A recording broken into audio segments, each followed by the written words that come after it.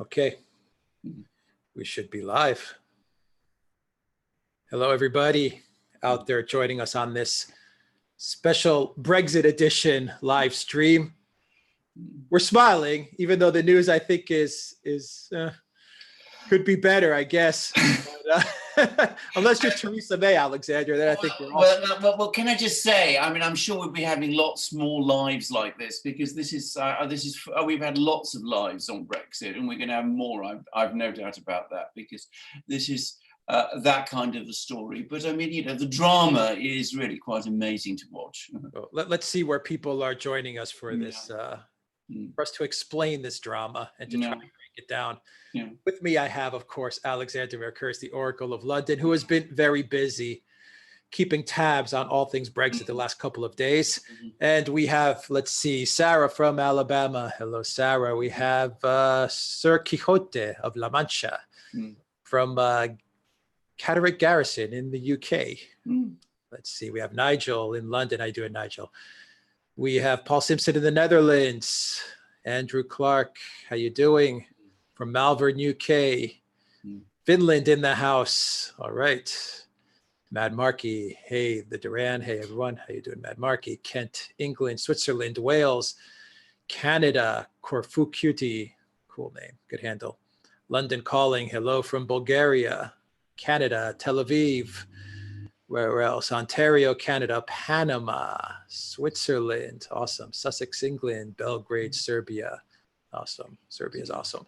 London, Belgium, Amsterdam, St. Petersburg, Florida. Not St. Petersburg, Russia. Indeed. There's Zurich, Mountains, Durham. We have a lot of people from the UK, a lot of people from everywhere, from Kansas. Awesome. Odessa, Texas. How you doing, Robbie in Odessa? Fat boy from, where was that? I didn't catch that. Fat boy from Yorkshire. Hello from Canada again, from Whitney, UK, Scotland, Colorado, Atlanta, Georgia, Norway, Sweden, Sussex, Cambridge, Belgium, France, Spain. Bloody hot Spain is bloody hot in Athens as well. That is where I am coming to you from. And as I said, we have Alexander in London. Alexander, what happened? What is going on? Are we getting a Brexit or not? Well, is Boris Johnson going to be around or not? Well, I'm going to wipe the smile off of Theresa May's face. I mean, my God, was she happy? Well, indeed, sir. And I have to say, I'm going to say straight away that I think Boris Johnson is proving to be something of a burst bubble. Now, let's go back a couple of days when we did a live after Boris Johnson, as Prime Minister, announced that he was proroguing Parliament for most of September and the first half of October. If everybody remembers, I said at the time that this was not quite the dramatic step that some people were making it out. It was certainly not a coup. That there were going to be some days in September, at the beginning of September, and of course 2 weeks at the end of October, and that if the Remainers in Parliament organised themselves, gave them an opportunity to stop Brexit, or at least to stop Brexit happening on the 31st of October on a no-deal basis. Now, what has happened is that the Remainers in Parliament, who it turns out include around 20 to 23 Conservative or former Conservative, as they now are, MPs, did prove organised. And they've had the support of John Bercow, who is the Speaker of the House of Commons. And we've discussed in previous videos how Bercow has thrown away all impartiality to the winds. He's quite obviously working to stop Brexit. I mean, I don't think anybody really believes that he's acting in any other way or to any other end, and that he's perfectly prepared to break precedent and to go against well-established traditions and rules of the House of Commons to enable that to happen.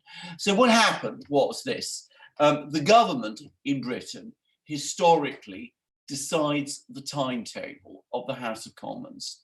John Bercow on Tuesday agreed to a motion proposed by the Remainer majority in the House of Commons, and the House of Commons has a structural Remainer majority to take the control of the timetable away from the government. Now, Bercow has done that once before.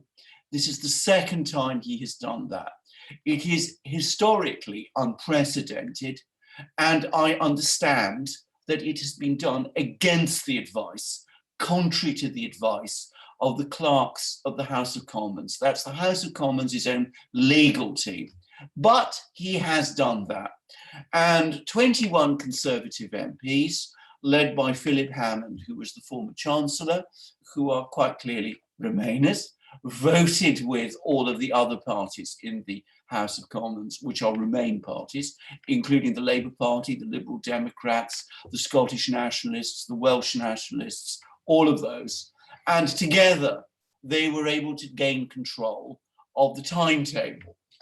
Now, they've now used that control of the timetable today to propose a bill in Parliament. Now, again, the tradition, the historical system in Britain is that that all bills that become law are presented by the government, except that they sometimes allow private members' bills on minor subjects on certain specific days in the year. So again, Bercow has allowed this to happen. And again, this is actually unprecedented and contrary to the established rules of the House of Commons. But that's what they've done. And this act, what it will say is, what it says is that unless there is an agreement on this, by a certain date in October, I think it's on the 14th of October, Boris Johnson is required to ask the European Council at the European Council meeting on the 17th of October to delay Brexit until January. In other words, another 3-month extension. Remember, Required Brexit. by who, Alexander? Required by who? Well, required by the House of Commons. Now, this is an important point, but can I just repeat again? It'll be the third extension we've had, because we had an extension from the original Brexit day, which is the 29th of March. There was supposed to be that extended it till June. Then it was extended to October. Now it will be extended to January. Now, the big difference, the fundamental difference on this occasion is that this extension is going to be forced upon the government. Now, that is also historically unprecedented. I've never known of a situation where the House of Commons has dictated to the government what it should do, what it is mandated to do by law in this way. And again, as I said, this is an extraordinary step. It really goes to the very edge of what is constitutionally proper or possible. I can tell you that there are people within the legal community, the constitutional law community, who actually say that this bill, if it is passed into law, is illegal. So Boris Johnson, who is the Prime Minister, is saying there is no circumstance, absolutely no circumstance, that I'm going to ask the European Council on the 17th of October for an extension, a further extension of Brexit. Brexit is going to happen, deal or no deal, on the 31st of October. That is my fixed decision. So he is now asking the House of Commons, if they press ahead with this bill, for a general election, because he says this is something I cannot agree to. I want to put my position to the country. I'm going to want to campaign against this law so that, I can proceed with my policy. And it seems that the House of Commons is going to refuse him a general election. So we have a situation where the House of Commons is trying to force the government into doing something, the Remainer majority, I should say, in the House of Commons, is going to try to force the government into doing something it doesn't want to do, which is extend Brexit even further, but it will not allow that same government to call a general election and to take this thing to the country. Now, we were hearing a great deal last week about how proroguing Parliament was some sort of coup. And I said that was nonsense, that all that proroguing Parliament would do is that it would reduce by a couple of days the amount of parliamentary days that Parliament would be sitting. This sequence of events that we are describing, this is the coup, do amount to a parliamentary coup. Now, they telegraphed it. They telegraphed what they were going to do. Well, it did. Now, this is where I have to say we now come to the other side of the story, because, of course, I had been expecting that Boris Johnson would be responding to all these moves by taking, a powerful position, saying that he would never comply with this law if there was an election. And actually, there is a way out for him. There is a very simple constitutional, entirely legal constitutional way out, which is that Parliament is supposed to prorogue or go into adjourned on Monday. And every law has to be signed by the Queen before it comes into force, before it becomes law. So what Boris Johnson could do as Prime Minister is he could put off sending this new law, assuming it is passed, to the Queen, delay it until after Monday, at which point, even if it passes all its stages in the House of Commons, as it is likely to do, the law would die. Now, that would be, can I stress again? Repeat that. Yes. I lost you a little bit on that. Yes, it's very complicated. Now, what is Boris Johnson's legal way out of this? Yes, he does have a legal way out of this. Now, can I just explain something, which is this is a very complicated constitutional point, but when British lawyers talk about Parliament, under the British Constitution, Parliament consists of three parts: the House of Commons, which is elected, the House of Lords, which is not, it is appointed, and the Queen. A bill, in order for it to become law, has to be approved by the House of Commons, by the House of Lords, and signed into law by the Queen before it becomes law. That all has to happen within one parliamentary session. Gotcha. This parliamentary session is due to end on Monday. This Monday. So let us assume, as is overwhelmingly likely, that this bill passes the House of Commons. There's already been a first vote on it as we've been speaking. The Remainers won a majority of 29, so it is highly likely it will pass the House of Commons. It is highly likely it will pass the House of Lords, probably on Friday. At that point, before it becomes law, it has to go to the Queen. Boris Johnson could, and it's within his power as Prime Minister, hold it back for a couple of days so that he doesn't go before the Queen, before Parliament is prorogued on Monday, at which point the bill dies and is no longer in legal force. Now, that would be an option. Can they rebring the bill after the prorogue ends? Right, well, they can bring it back. Resurface it? They can resurface it in October. But of course, the time then, there isn't enough time because Parliament returns in mid-October.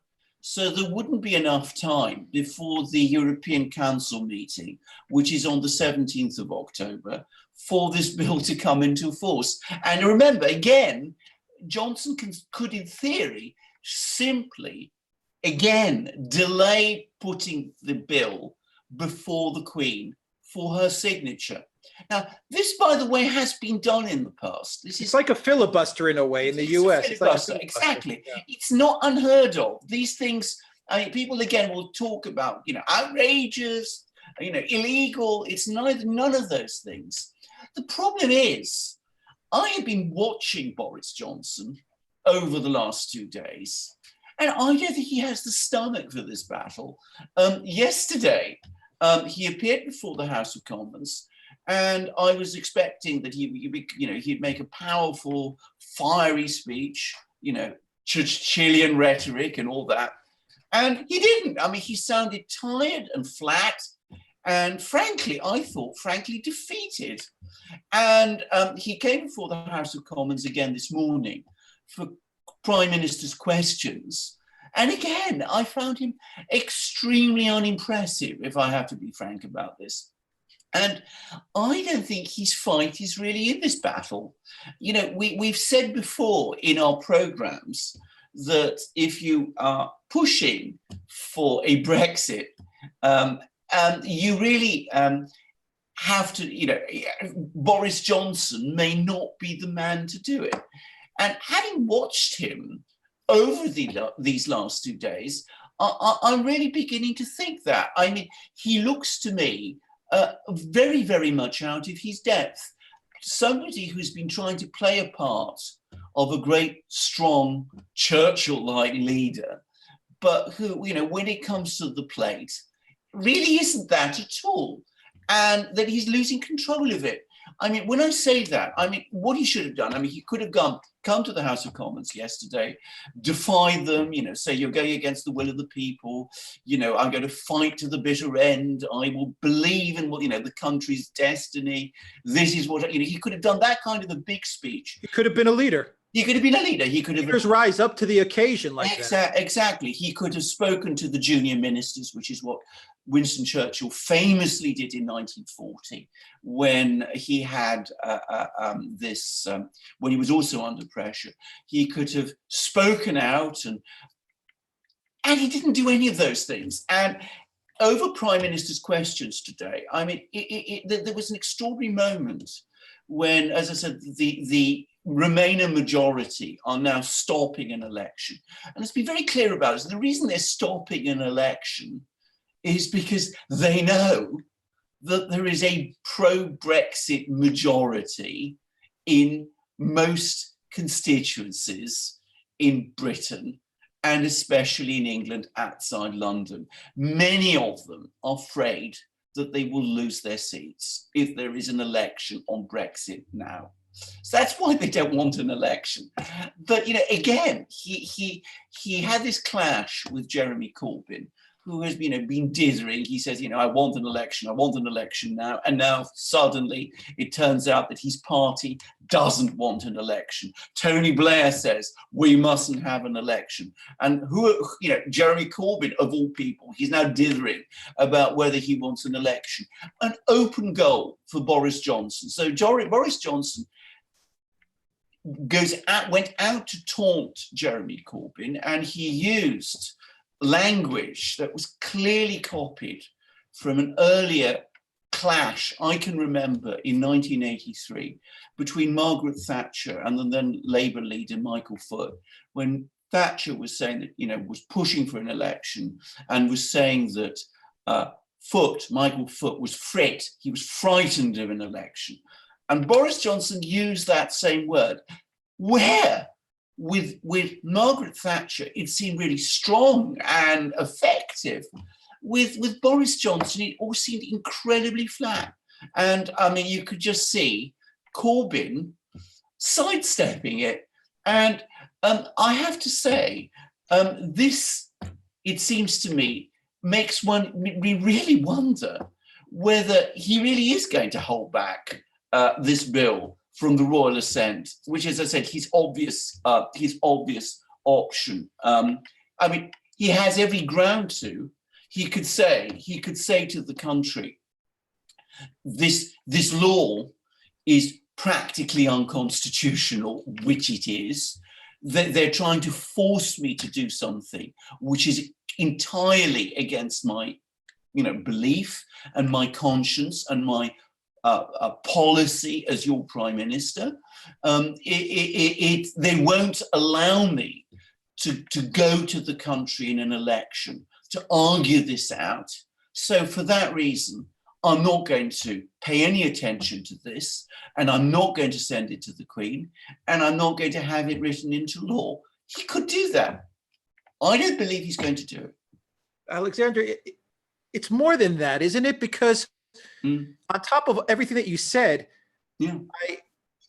by doing this, all the MPs, by sabotaging the Brexit and the negotiation process and the deadline, they've completely opened their cards to the EU. Oh, yes. People in Brussels must be sitting there laughing their effing asses off because they're seeing a country that's not unified. They're seeing these puppets that they have in the House of Commons choose the European Union over their own country, even if you are a Remainer, Yeah. Oh, yeah. How in God's name do you go against your own nation and sell it out to a bunch of technocrats and bureaucrats and oligarchs in the European Union like that? Well, and opened up their whole cards. They're giving away all their leverage because Johnson did and does have leverage. Yes. Got that 30-something billion that he can hold back. Yeah. He can say, I'm going to go to a no-deal Brexit. I'm going to negotiate trade deals. Yeah. He has all kinds of leverage. At the end of the day, the UK, Britain, is a sovereign nation. He can tell Brussels to F off, and everyone in the House of Commons should support their prime minister. Stop playing politics because they're destroying the nation. Alexander. Well, can I just say, first of all, I think it's becoming very clear that that an awful lot of people in the House of Commons, including several of these Conservative or former Conservative MPs, because they've now been thrown out of the party, who rebelled yesterday and who rebelled against today, who say that they are against a no-deal Brexit, are actually against any sort of Brexit at all. Secondly, I ought to say that I know for a fact that there are an awful lot of people in Britain who voted Remain, who are very, very unhappy. I mean, not just unhappy, who are furious with all of this, very much for the reasons you say. I mean, at the end of the day, there was a referendum. One side won, one side lost. And what is in effect happening is that a remainder majority in the House of Commons are using their majority to stop what the referendum decided from happening. They all say it's a no-deal Brexit that they're trying to avoid. In reality, it's any kind of Brexit because, as you correctly say, we've had a situation now where we've had 3 years of negotiations and discussions about this. There's been all sorts of proposals put forward. The House of Commons has rejected every single proposal, and it's never come up with its own proposals, never come up with any ideas of its own about what sort of a Brexit it wants. And the reason it has never come up with such ideas is because ultimately it doesn't want a Brexit. It doesn't want a Brexit. It doesn't want to face the country in an election because it senses that most of the country, having voted Brexit, will vote them out. And it's stopping the British Prime Minister and the British government from pursuing an effective negotiation on the 17th of October, because as you correctly say, you can't effectively negotiate in that way unless you are prepared to walk away from the table. Sabotage the negotiation. Yeah, there is something else. There is something else I have to say, which is the other thing that I find very exasperating about all of this, because there is an honourable way for Remainers, it seems to me, to behave. And what they could do, and what would be entirely within their rights to do, is to vote against the government in a vote of confidence, say that Boris Johnson and his entire negotiating strategy is completely wrong, completely misguided, we don't agree with it, and we want to change the government because he no longer has a majority in the House of Commons. They won't do that because they don't want the only person who has the votes in Parliament to become Prime Minister, other than Johnson, to become Prime Minister. And that person is Jeremy Corbyn. Now, Corbyn has said, you know, I will seek an extension. I will renegotiate Brexit. I will put my Brexit proposal, whatever it is, to the country in a referendum, in a second referendum, and I will offer you the option of remain there. I mean, that's a plan, but they don't want that either. So they won't have an election. They won't overthrow the current government and replace it with a genuine Remain government headed by Corbyn, because, you know, Corbyn is somebody who, you know, they can't stomach. And at the same time, they don't make it possible for Boris Johnson to execute his own policies. I mean, it seems to me that it is a complete and absolute mess.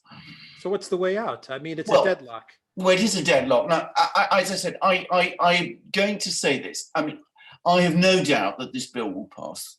I mean, there's even talk that there's some talk about some of the pro-government members of the House of Lords doing a filibuster in the House of Lords over, but you know, that I think they'll get it through somehow. I think they'll get it through the House of Commons and through the House of Lords. It really all ultimately comes down to what Boris Johnson is prepared to do. If Boris Johnson does what I said and holds back this bill from getting the royal assent, you know, until Parliament is prorogued, which is on Monday, then it seems to me that Parliament is prorogued. He goes to the European Council meeting on the 17th of October. Either he does a deal there, which I can't imagine, to be honest. I mean, I can't imagine the European Council negotiating with Johnson or Johnson doing any kind of deal with them. But either there's a deal, or at that point there is a no-deal Brexit. And realistically, by that point, it's very difficult to see how it can be stopped. That's one option. But of course, there would be a gigantic outcry in the meantime. The alternative is that Johnson, you know, backs down. His bluff is called. He's shown to be an empty suit. And then, frankly, I don't know what happens. I mean, it seems to me that in that kind of situation, we effectively, essentially have no government. Johnson apparently won't resign. I mean, he's difficult. What if they get him to resign? Well, exactly. I mean, what if he does resign? I mean, he would have gone after just 6 weeks as Prime Minister. Not obvious who in the Conservative Party, which, bear in mind, no longer has a majority, even with its DUP coalition partner, who would take over. It's not at all clear. And bear in mind again that the Remainer majority doesn't want Jeremy Corbyn, the only viable alternative, to become Prime Minister. So what does Boris Johnson do in that case? I mean, I just don't know. It seems to me that we would probably, I'm guessing, there would in that case be another extension, because if Johnson is prepared to let it go and get the royal assent, he will presumably do what Parliament tells him to do in October. And then, of course, we will just go on getting more extensions and more extensions and more extensions, which is what we talked about, until eventually this whole thing dies, which is, I suspect, what some people want. And that's probably the strategy. But it does ultimately depend on Johnson. If Johnson finds the courage to hold it back from getting the royal assent, I mean, there will be absolute outrage, and you know, the hysteria in some parts of the media and the political class will be a wonder to behold. But consider what happened last week. There was all the talk when Parliament was going to be prorogued. People were talking about massive demonstrations against it. about strikes, about workers downing tools, about sort of Hong Kong type situations. Nothing like that happened. I mean, a really tough, confident prime minister, a Churchill or an Attlee or a Thatcher would just have written it out. I mean, it doesn't seem as if Boris Johnson is prepared to write it out. So, I mean, the strategy, I think it's clear that the strategy obviously is for most people in the parliament to keep inside the European Union. That's obvious at all costs, even if it's tearing the country apart. Well, as is increasingly happening. Increasingly happening. So their loyalty lies with Brussels. That's obvious. Yeah. They're going to delay this as much as they can in order to get an election outcome. Eventually, they'll get to elections. Eventually, when they see that they're polling, the Remainers are polling, or at least someone on the Remain camp is polling high enough to win the elections. Because right now, from what I understand in the polls, Labour would get trounced by the Tories. Brexit would pick up a ton of seats. Farage has offered a coalition Conservative Party in order to get Brexit through. That would be a solution. Farage is ready to do it. But they don't want that. No. And so they're just going to wait it out. So all Brexit now hangs on one man. On one man. And I have to say, as I said, what I saw of that man yesterday and this morning did not inspire great confidence. I mean, as I said, he ought to be very highly visible.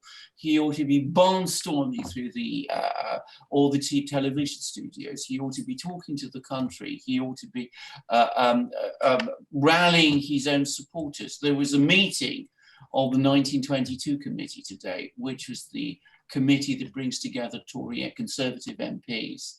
And apparently, again, I mean, he was almost ineffectual.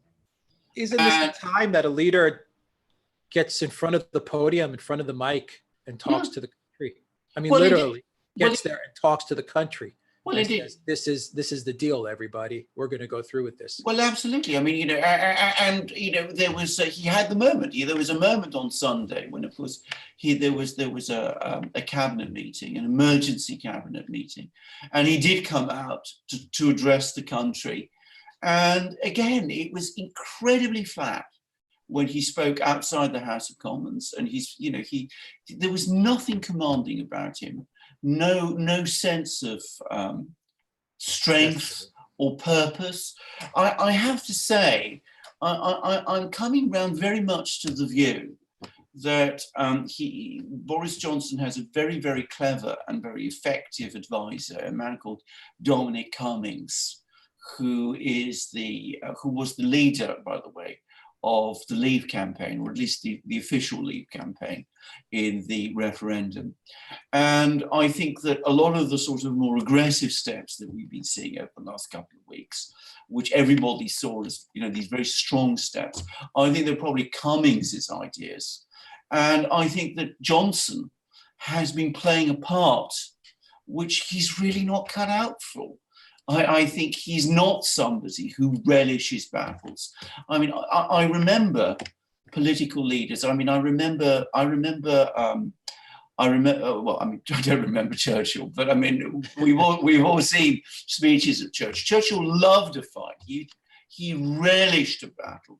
I mean, if you want another example, there was the Labour Party had a leader called Hugh Gateskill who made a tremendous speech when he lost a vote at his party conference, saying that he would fight and fight and fight again to save the party he loved. And this is the kind of situation that demands that kind of force of personality and rhetorical power and sense of purpose. And of course, it just isn't there. I mean, he seems to me, as I said, somebody who's playing a role and is now being found out. We've all come across these sort of people, I think, where people who pretend to be more than they are, and it turns out that they're not very much in the end. Anyway, look, he's still got a few days. He's got until Monday. We'll see what he does. But as I said, it really does turn depend on him. He's the person who plays the cards. Who's got the cards to play. He is still the Prime Minister, even if he doesn't have a majority in the House of Commons. I mean, it is absolutely bizarre, by the way, that the Remainers in the House of Commons, at the same time that they're sort of boxing him in, won't let him go to the country in an election, and they won't replace him either. I mean, that is most peculiar, because as I said, they can't stomach Jeremy Corbyn. And I who have no such feelings about Jeremy Corbyn, I don't consider him this, menacing individual that people say he is. On the contrary, I have, a lot of, I can understand a lot of his, the attractiveness of him. I mean, I find that also very, very strange. But, you won't change the Prime Minister, you won't allow an election, and you won't allow the Prime Minister, who you won't sack, and won't allow him to go to the country to carry out the policy that he says he wants. I've never known a situation like this in British history. Well, Boris Johnson is very unpredictable. So even though he's had a bad week, we could chalk it up to a bad week. There is that chance that come Monday, Friday, Saturday, Sunday, Monday, whatever the day is, that does surprise the Remainers and hits back. I mean, there is that chance, absolutely. Yes, he is still saying. Not all gloom. No. I mean, he's still saying that there are no circumstances that he will ask for an extension at the European Council meeting on the 17th of October. But what does he mean by that? Does he even mean it? I mean, is it just rhetoric, or is it purpose? And if he does mean it, what is he going to do? If he can't get the election he wants, what is he going to do? Yeah, we're waiting to see. I mean, the entire world. I'm waiting to see. Can I just ask, Alex, am I getting a bit dark? Yeah, you need to put just that, turn on that light over there. Light a bit. So. And we'll get to some super chats right now. Is that a bit better, perhaps? Yeah, put a little more light on there. Yeah. Okay. There we go. Night is falling in more senses than one, perhaps. Well, let's get to the super chats and see what people have to say. Yes. All right, from Chimes Media, £5 super chat. It takes 6 weeks to set up a general election. Should Boris call it for early November and purge the Conservative Party of traitors? Well, he's already said he wants it for the 15th of October. He said that he wants an election before Brexit Day. So he's already made that choice. Now, I say that because, of course, there was a lot of speculation that he would call an election after the 31st of October, which is Brexit Day. The House of Commons made it absolutely clear that that was unacceptable, and of course he's already backed down on that. So that option isn't going to happen. And I mean, it's one thing he's already ruled out. All right, from Howard Perlman, $5 super chat. I've been waiting all day for your analysis. Thank you. Thank you, Howard, for that super chat. From Sparky, take the show on the road to Argentina. I was there 22 years ago, and after eating their beef every day for 2 weeks, I felt 15 years younger. Alexander, there we go. How to really tango. All right, thank you for that super chat, Sparky. Well, I love beef and Argentine steak, of which we have some restaurants, I should say. But tango, well, I think that's probably a tough dance. All right, from Sparky, a $5 super chat. Her Royal Highness Queen Elizabeth II should intervene. Parliamentary tricks and shenanigans should raise her ire, and seditious Parliament will feel her wrath.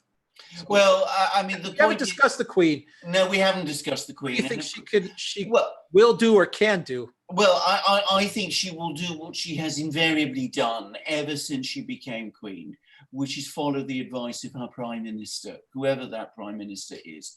That has always been her approach and action. But can I just say something on this? In theory, if a bill comes before her for the royal assent, she has the right as Queen to refuse to give royal assent to a bill. That's quite clear in the legislation, which is the Royal Assent Act of 1967. So if this bill, which, as I said, in my opinion, I mean, and this isn't just my own opinion, I mean, a lot of people in the legal constitutional world think that it is essentially unconstitutional. If it were to come before her, she would have the right to refuse to sign it. I don't think she would do that unless she was advised not to sign it by her Prime Minister, who is, of course, at the moment, Boris Johnson. I think Boris Johnson has a much more straightforward and simple course, which is not to put this bill before her at all. As I said, it's only up to Monday. After Monday, Parliament is prorogued and the bill dies. Yeah, lose the bill. Yeah. Forget where you placed it. Exactly. Forget where you placed it. Well, I mean, it's not unknown. I mean, can I just say this again? I mean, because if Boris Johnson does do this, I predict as night follows day that there will be a huge outcry, and people will say that this is unprecedented, this is unconstitutional, that this is Boris Johnson acting as a dictator, that it's all sorts of things like that. It is entirely normal for prime ministers to take their time to put bills before the Queen for the royal assent. There is nothing unusual about it. There would be nothing unprecedented or illegal or unconstitutional about it. It would not be a coup. I'm sorry, someone's rung on my door. My wife will take care of it. All right. Maybe it's Boris. Maybe it's Boris coming for advice. Or Jeremy as well. I'm getting bombarded by emails from all sorts of people at the moment. Okay, super chat from Sparky. Hopefully Boris Johnson. You'd be surprised by whom, by the way. But anyway, that's another. Hopefully Boris Johnson is only playing possum. Well, I mean, that is a possibility, and I have thought of that. I mean, there is a theory, which is that he has played possum in order to find out who the Remainers within the Conservative Party are, to flush them out so that they can vote against him, so that he can then purge them. He fired them, didn't he? Fired them, which is exactly what he's done. Yes. I mean, that seems to be, by the way, very much the agenda here. So he's fired them, so they can't now stand as Conservatives if there is an election. And, you know, it could be that this is the strategy. As I said,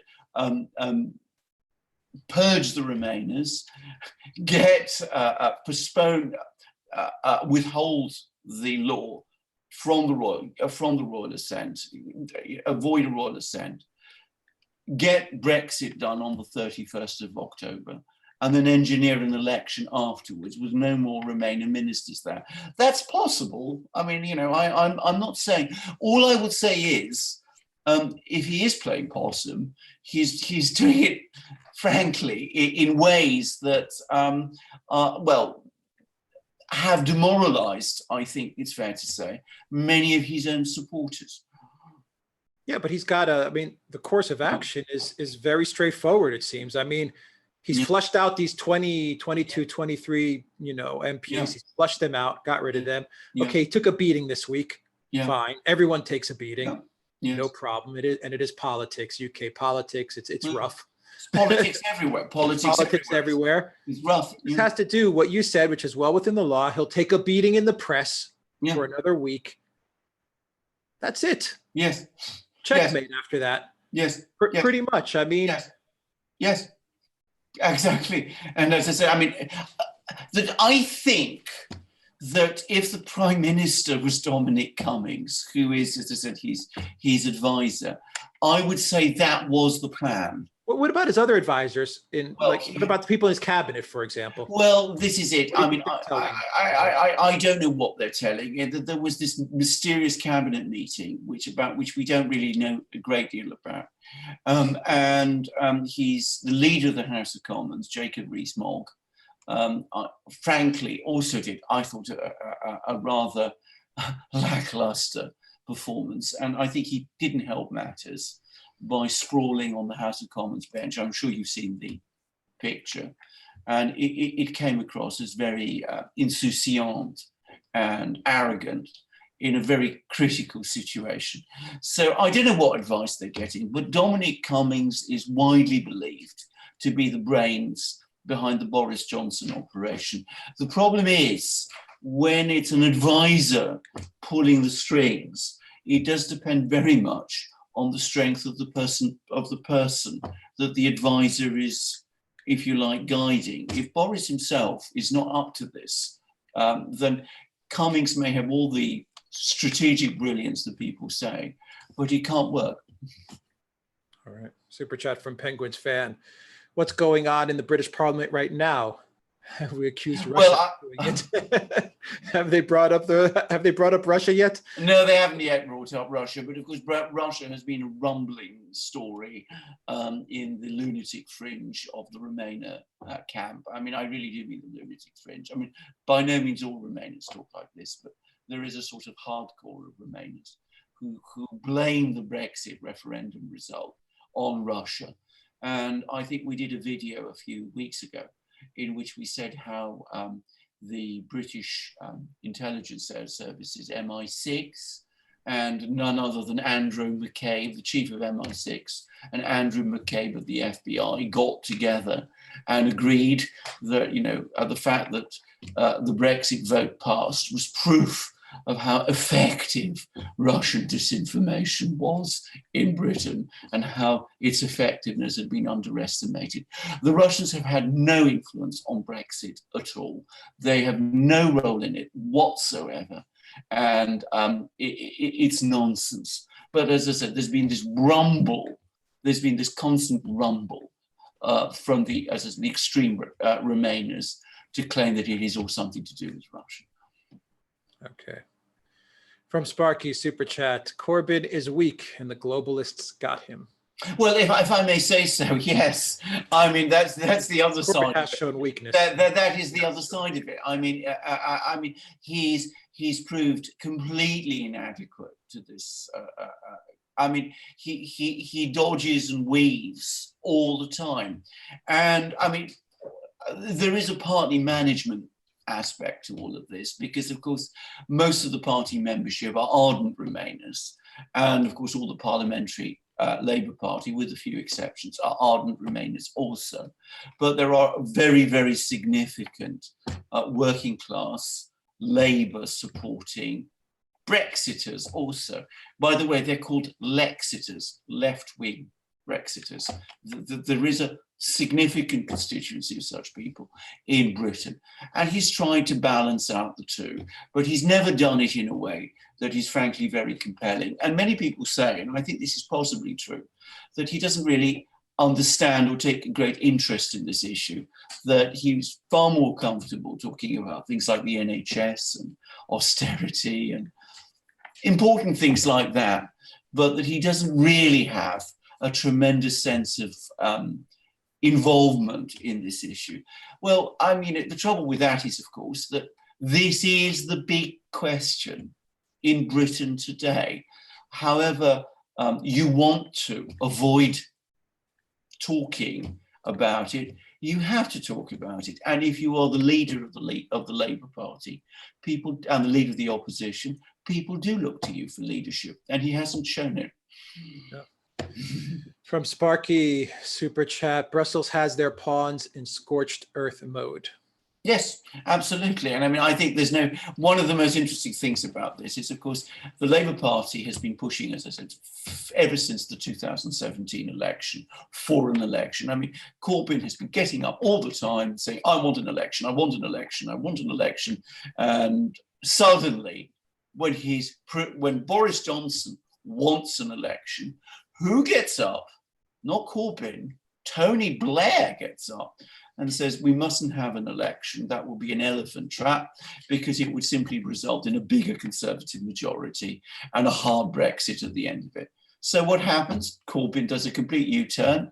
And of course, he says he doesn't want an election either. I say Corbyn, I mean, people within his party, perhaps more than Corbyn himself, have pressed him into taking this position. And of course, as we know, and we've talked about this many times on our programs, Tony Blair talks to Brussels. All right. Let's see what's going on in the chat before I continue with the super chats. Helen says, Lexiters, great word. Nora says, drinking coffee from my magic mug while listening to your wonderful analysis of the situation. Alex Alexander. So am I. I purchased from the Duran shop, and it is great quality. So I was getting a little plug there for the... Good. Thank you very much.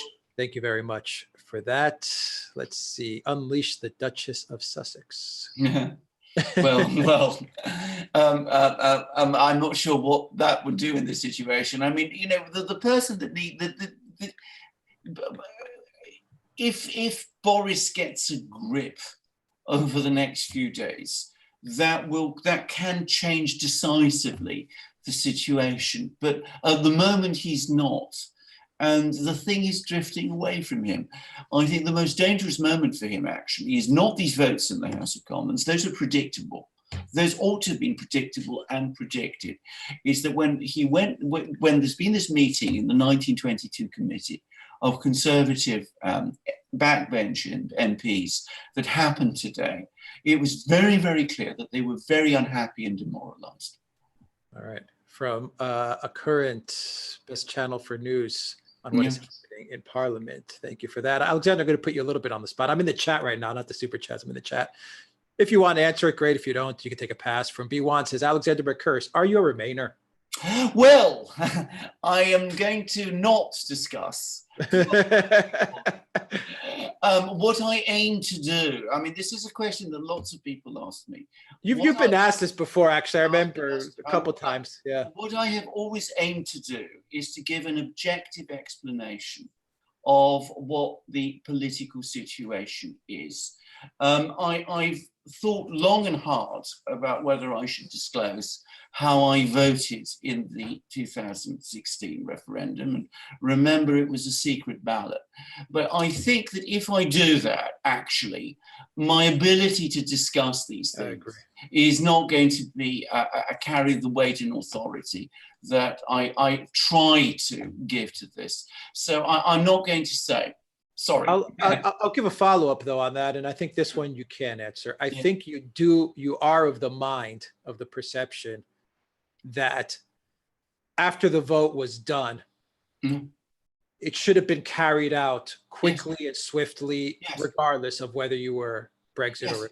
I think you do agree that dragging it on has done a lot of harm. It's done inestimable harm, if I may say so. And I have said this many times, that I take very strongly the view that if there is a democratic vote and Parliament called this referendum, Parliament actually called this referendum, for Parliament having called this referendum, for Parliament having said it would abide by it, for Parliament having passed legislation saying it would abide by it, for the government having told people during the referendum that they would abide by this decision, and for the people who led the Remain campaign to say that they would abide by this decision, for them all to turn around afterwards and to try to sabotage it, is politically disastrous. It is ruinous. It is massively polarizing the country. It is leading us directly into the crisis that we now have. And just consider what the crisis is. We have a prime minister who is being boxed in. He's not able to resign because, as I said, there's no one else to take over. He can't go to the country in an election. And he's being asked to carry out a policy which he has said he doesn't want to do and doesn't believe in. And at the same time, we have a parliament that refuses to dissolve itself and which will not appoint the one alternative individual person, the leader of the opposition, who says he is able and willing to form a government. Now, that is a crisis. How have we got into this crisis? In my opinion, it is because we have not worked purposefully to carry through the referendum result. I'm going to say something else, and you can find it in the book that we've done on Brexit. When the Brexit referendum result happened, I said that there should be a coalition government. I said that there should be a coalition government bringing together all the big parties, Labour, Conservative, whatever, Boris Johnson, if you like, Prime Minister, Jeremy Corbyn, if you like, Deputy Prime Minister, to carry this thing out, to prepare the country for life outside the EU, which is what those 2 years were for. And then, when that process was done, maybe we can renegotiate. We can negotiate on equal terms, new arrangements. But what we have seen instead over the last 3 years, and what we are seeing perpetuated now, is a disaster. It is a complete constitutional disaster. And I remember doing, I think, one of our first Brexit videos Yeah. where both of us were making the point, and we were reflecting on Greece and what happened there. Yeah. We were making the point that if there was one country that Mm. was strong enough to leave the EU and get back on its feet quickly, we didn't sugarcoat it and say it wasn't going to be tough for a No. certain amount of time, 3 months, 6 months, whatever it was going to be. Yeah. We didn't say that it wasn't going to be a dip Yes. and it wasn't going to be a struggle. But if there was one country that had the economic, the financial power, the cohesiveness to get through Yeah. the European Union, it was the UK. I mean, they would have pulled it off and they would have been successful. Well, And did the leaders not realize it, Alexander? All the people in Parliament, all the leaders from Theresa May to Boris Johnson to everybody, did they not realize that the EU was going to do everything in their power to humiliate the UK so as to not have it be an example for other countries? Because if they had done this 2-3 years ago, we'd be looking right now today at a very successful, very probably back on its feet UK. Well, I get to say something here, which is that I think that there are some people on the very hard line, Remainer position, who are afraid of the fact that a Britain that leaves the EU would actually do quite well outside the EU, because they're afraid that if that happens, firstly, Britain would never in that case want to rejoin. And they are committed to having Britain in the EU. And of course, the EU, for its part, cannot afford a Britain outside the EU, which has proved a success. I mean, that is for them the ultimate nightmare. So you see this conjunction of forces, if you like, working all the time, working overtime to keep Britain in the EU, or if not in the EU, as we saw with Theresa May's deal, locked into it as much as possible. All right, let's take some more questions from the chat, and then we'll move over to the super chat. Let's see, from the order 1814, Alex, I wonder if Boris will accept Corbyn's plan, then have an election, and then hope Labour gets in and blame Labour for the whole mess. Well, I think that's where we may be heading. But I mean, if I may say so, I mean, if Boris does that, Labour can't win, can't. Well, I know this is it. I mean, I was going to say, I mean, Labour perhaps can win, but only if Boris runs the kind of campaign that Theresa May ran in 2017. I mean, Boris should not be planning to lose an election. That would be a massive abdication of responsibility by him to his own party. No political leader should ever call an election without wanting to do his or her best to win it for his or her party. I mean, that's a crazy idea. All right, from Yinka, the problem, Alex, is that there is serious corruption in the UK also.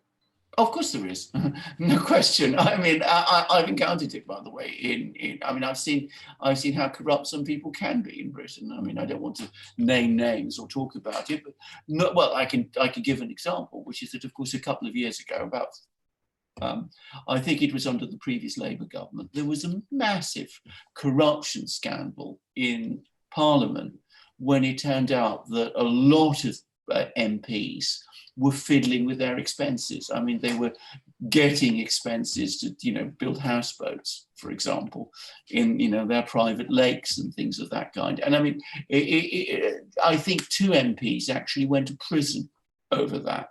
And a couple of years before, Tony Blair was investigated by the police because there seemed to be very clear evidence that he financed the 2005 election, the Labour campaign in the 2005 election, by selling honours, by selling peerages to various wealthy donors. And he wasn't actually prosecuted, but a lot of people I know thought at the time that he should have been. Yeah, Tony Blair's like the Clinton family of the UK, it seems. Yeah. He's always got some sort of grift going on. Absolutely. I mean, and that's just examples of political corruption. I mean, there was the LIBOR scandal when there were manipulations of the interest rates, for example, with all kinds of people in the city making all kinds of money in all kinds of corrupt ways. All sorts of things happened in Britain. When I first came to Britain in the 1960s, it was a very, very, very, very not corrupt place. Political and financial corruption was extremely rare, but with every passing year, you see it get worse. Yeah. From Angel Messenger, the EU can't survive without our money. They've been siphoning it off for years. Well, we discussed that on They've got the money. Yeah, at the end of the day, they want that 30-something billion. We've discussed that. Absolutely, we've discussed this in the previous years. I mean, I believe I'm right in saying that Britain is the second biggest net contributor to the EU budget after Germany. And so, I mean, it'd be a major blow for the EU to lose Britain. Yeah, absolutely. So, yeah. Let's get to some super chats again. From Derek Lee, $9.99 super chat. I listen to you all the time. Alexander is right on point with everything. All right, thank you for that super chat, Derek. From Sparky, constitutional crisis. Will Queen Elizabeth II to the rescue? Well, I think we've discussed this. I mean, the short answer is no. She will not act on her own. I mean, I think that I read a most fascinating article about her recently, which compared her with Emperor Franz Joseph of Austria, who was emperor for Austria throughout the late 19th century, right up to the First World War and for the first year of the First World War. And, he's this revered figure in Austria who was always very passive. And it was partly because he was passive and at the same time extremely dignified and honorable, that he had this enormous popularity. But he never actually used that popularity in any very creative way. And I say the same of the Queen. I mean, she's always been very careful to stick by her constitutional obligations. She will not act without the advice, contrary to the advice of her ministers. And I think anybody who thinks she will is, I'm afraid, deluding themselves. It's just not going to happen. Yeah. Super chat from PN Woods, $2 super chat. Thank you very much, PN Woods. From Boneless Ear, super chat. Thank you very much, Boneless Ear. From PN Woods again, another super chat, $10. Thank you very much, PN Woods. From Zion 2030, £2 super chat. Thank you, Zion 2030. From Elaine, super chat. Where is it? I just lost it. There it is. From Elaine Maxson, super chat. Would Farage do that compromise in view of Boris's weakness? Farage fears that apart from the backstop, Boris wants to revive May's awful deal. A lot of people have that fear about May's deal that's kind of floating there, sitting there. Indeed. And one of the most interesting and curious developments today is that a Labour MP, Stephen Kinnock, the son, by the way, of Neil Kinnock, who was the Labour leader in the 1980s, and who some people in the United States may remember was constantly clashing at that time with Margaret Thatcher. Anyway, Stephen Kinnock now wants to revive Theresa May's deal. He's actually proposed an amendment to have it reconsidered. My own personal view is that it's distinctly possible that that's where Boris Johnson will end up. If he is stuck with this, if he accepts this law and he can't resign, he could very well end up coming back to Theresa May's deal. I mean, I think that's an entirely plausible outcome. And then, of course, we will see what happens then. I mean, whether the Labour Party continues to vote against it as they've done up to now, in which case that would be another way of perpetuating this nightmare. From Sparky, super chat, they're delaying until the reins are turned over to Prince Charles, who presumably is still a fellow traveler with the globalists. Well, as far as I understand it, Prince Charles, who is a more, shall we say, politically explicit person than his mother is. More ideological. I've no doubt at all, from what I've heard about him, that he is a convinced Remainer. What he would do as king, I don't know. But, Queen Elizabeth is still there, so maybe it's improper for us to speculate about what will happen when she's gone, bearing in mind that we are discussing today the crisis, the very real crisis we are looking at now. I come back to what I said. If Boris Johnson doesn't put this bill before the Queen, before Tuesday, then the bill dies. And everything that we've been talking about really ends. That is the and key. it's a simple thing. There we're going to know Boris Johnson's true intentions. Exactly. Correct? Exactly. We're going to know whether he really wants Brexit or doesn't. Well, exactly. I mean, this is really the key. I mean, either he is what he has been pretending to be, the strong leader, purposefully leading the country towards Brexit, or he is not. The decision is his. You know, Alexander, these 3 years, everyone's mask has come off. Sooner or later, everyone's going to be, out there. Well, indeed. The entire UK and the world to see exactly where they stand. Yes. And I think Boris Johnson's time is coming so we can see exactly where he stands on this. Indeed. I mean, I would point out, by the way, on the question of prorogation, I forgot to mention that, I mean, many people may remember that there were lots of court challenges against Boris Johnson's prorogation decision. And I always said, it's a perfectly legal constitutional decision, certainly not a coup, certainly not an act of a dictator. And there's now been a court judgment today, which conclusively says that it is a legal step. So let's have no more of this, a stop the coup nonsense. Yeah. There was no coup by Boris Johnson. There is a parliamentary coup. A parliamentary coup underway now. That is the real coup. Absolutely. From Sparky Super Chat, Johnsonist purges put Stalinist purges to shame. Well, I think that there would be some people around the country who would almost wish that were true. Actually, I mean, the sense of disillusion and disenchantment there is in the country with their political class, with the British political class, simply cannot be expressed in words. By the way, one person who's known to share this disenchantment is, as we've been talking a bit about it, is the Queen. The Queen is known to be very unhappy with the calibre of her political leaders. Remember, her first Prime Minister was Churchill.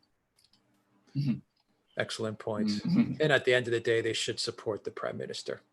So, I mean, Johnson purging these 23 people was indeed, I think, a good move. Whether he intended it to turn out this way, I think it was the only. I think it was the only move he could have taken. I mean, I think if he hadn't taken it, he would have been exposed as a complete cipher. But I mean, if we're talking about the House of Commons, I mean, either back the government in its negotiations with the EU, or change the government. Is it that hard to understand that? Back the government as it negotiates with the EU. This is your country. Yeah. Back your country, for God's sake. Well, I think there's been an awful lot of confusion about this, deliberate confusion created around this by, as I said, people who ultimately don't want Britain to leave the EU at all. I mean, that's what we need to understand. It's become very clear to me that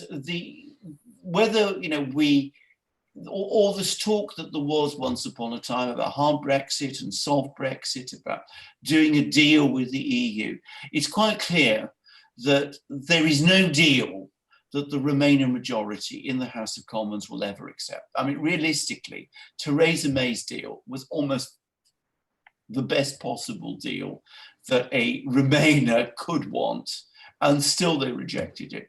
So it's ultimately either no deal, either a no deal Brexit or no Brexit. Yeah, they're called globalists for a reason. They don't believe in country. Yeah.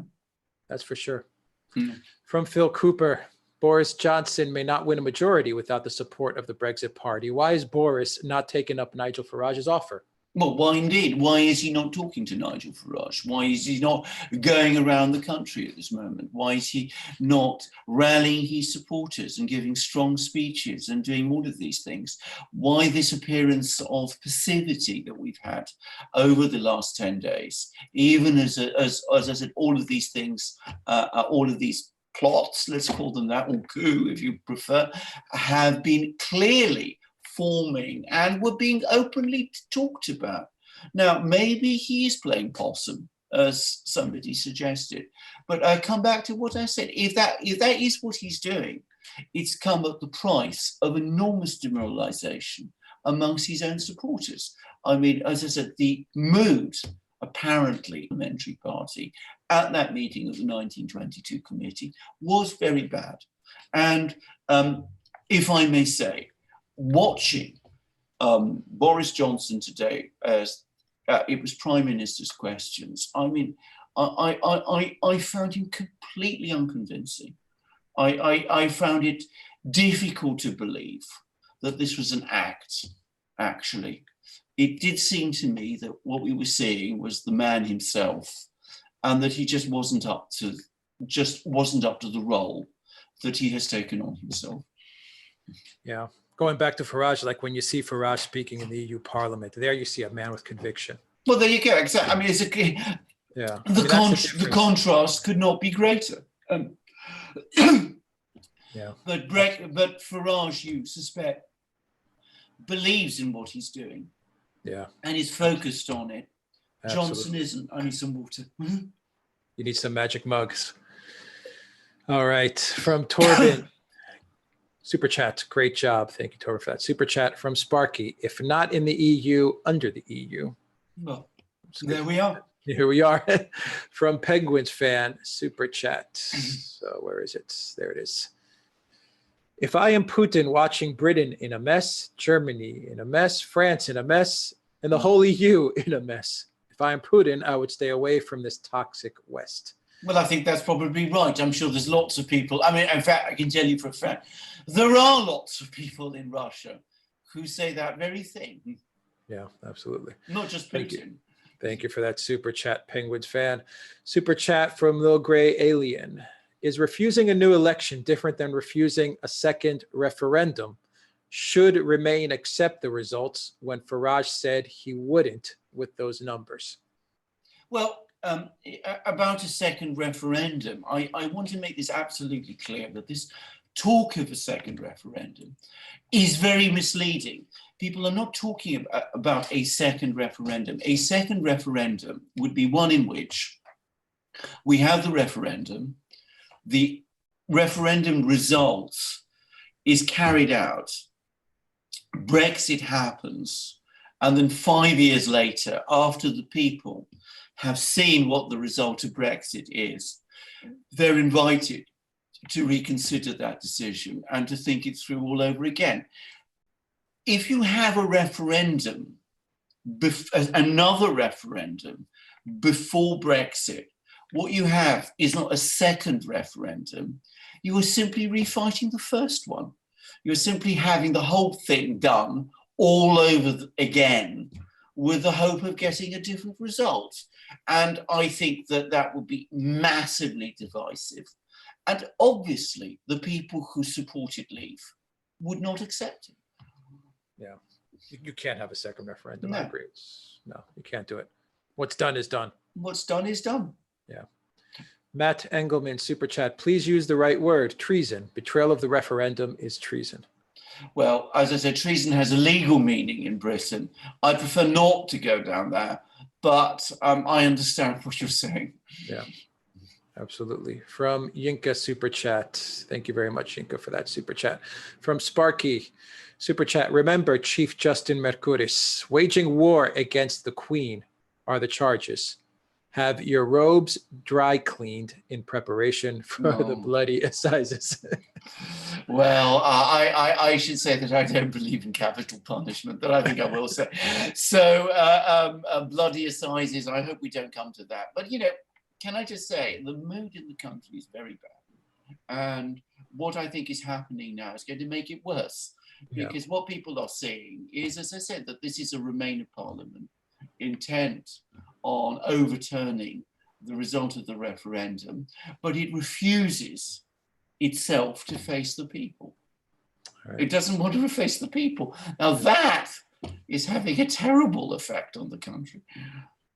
If they don't go through with this, the UK can never lecture anyone ever again about democracy. Oh well, I'm sorry to say they probably will, but not shall we say convincingly.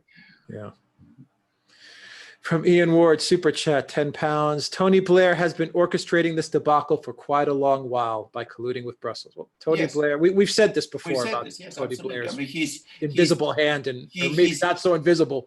well, not so invisible. He's Yes, been a powerful force. I have to say, as I said, it was quite extraordinary the way he suddenly popped up and came out of the shadows. I mean, he's always been there in the background. We said so, but he suddenly came out of the shadows when it turned out that Boris Johnson wanted an election. And it was he, basically, who stopped it, because he said there shouldn't be an election, that it would be wrong for the Labour Party to support an election, even though the nominal leader of the Labour Party, Jeremy Corbyn, has always said that he wants an election.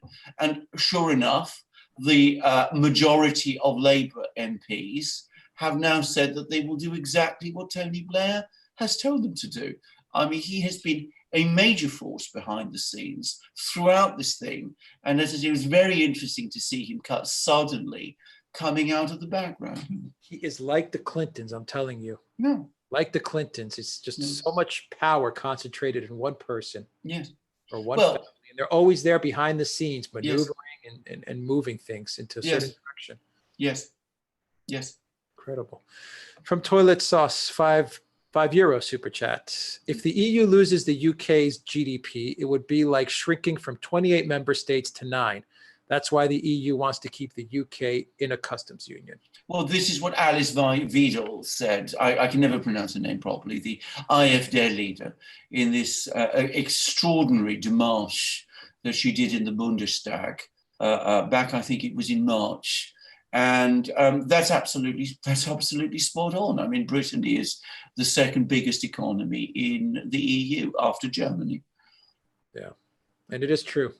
Yeah, it's true. You know, once you get rid of the UK, you have a very, very diminished EU. Yes, but I get to make a point here, which is that, of course, if Britain is kept in the EU against the will of most of its people, it's going to be a very, very unhappy situation for the EU itself. Yeah. I mean, we already have a situation where most of the British MEPs are from Nigel Farage's party.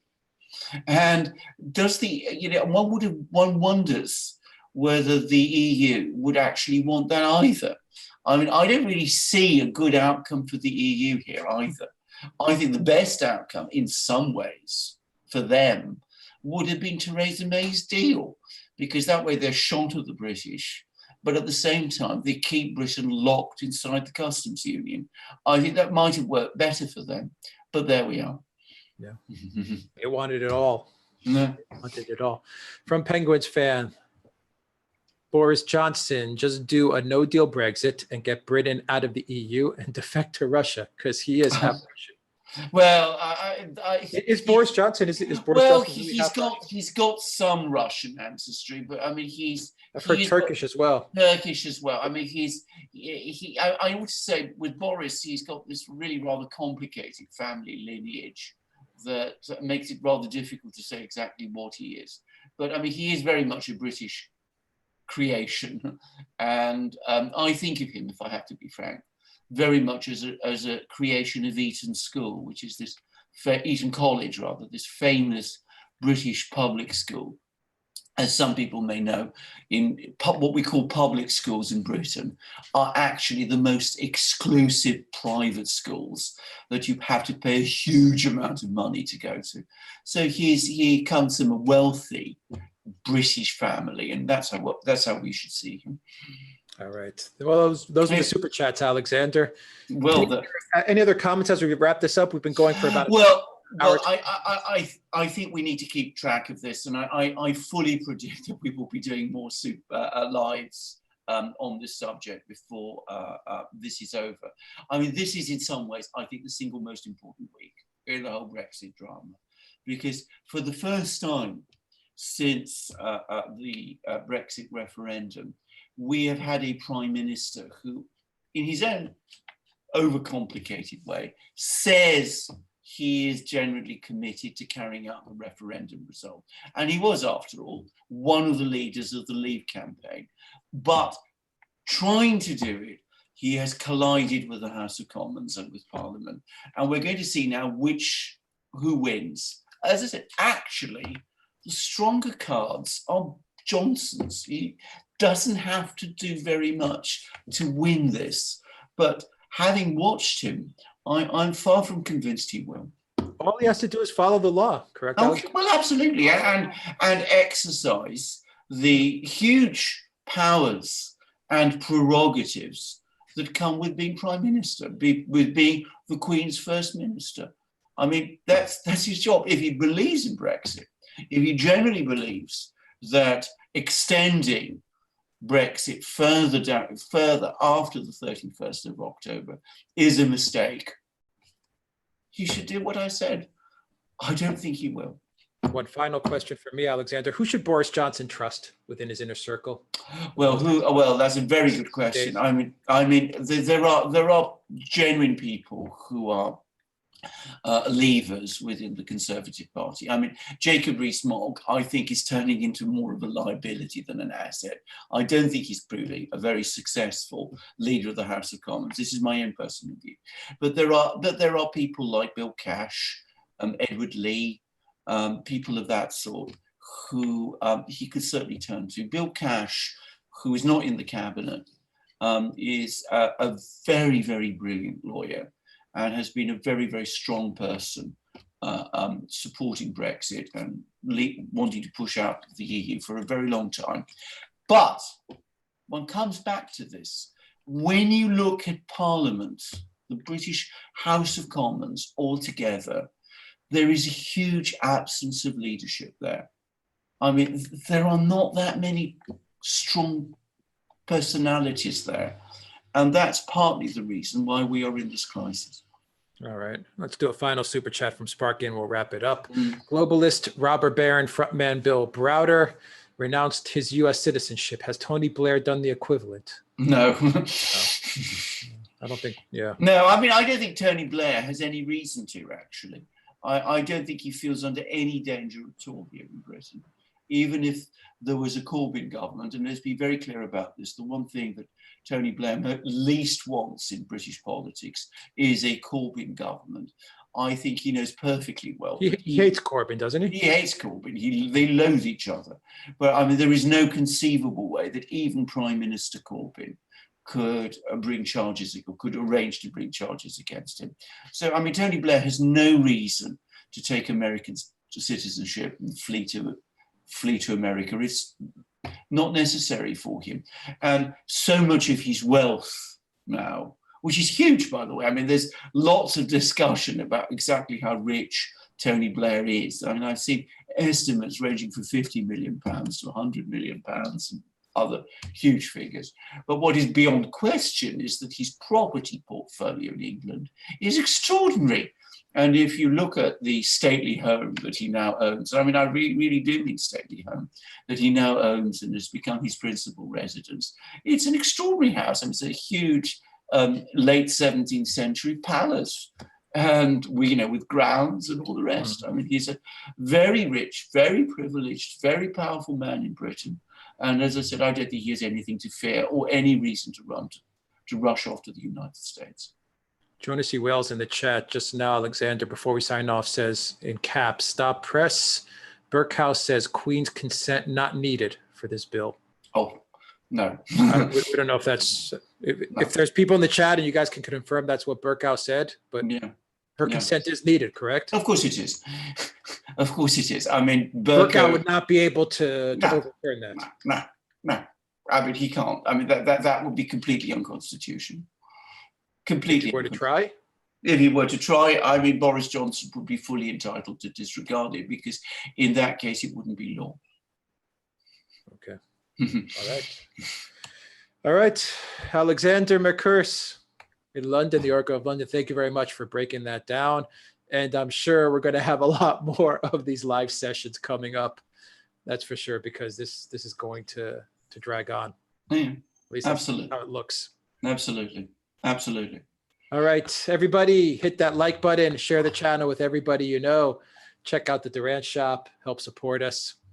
What else? PayPal, Patreon, Subscribestar. Please donate to us there as well to help keep this channel up and running. Thank you, everybody, for your super chats. And buy our mugs and shirts and all these Our mugs, things. our shirts. And read our books. Read our books. Thank you to everybody that supports this channel. And we will keep covering Brexit Oh, absolutely. like we are doing, because Yeah. this is just every other day, it seems it takes a different twist and turn. Yeah. But I think Monday we'll have a much clearer picture, correct? I think Monday we'll have a clear picture as to what's Absolutely. what's in Boris's heart. Monday will be Monday is the key day. Maybe even before that, correct? Maybe even before that. Yes. All right. We will keep you guys posted. Thank you to everybody that joined us for this live stream. Take care. Yes.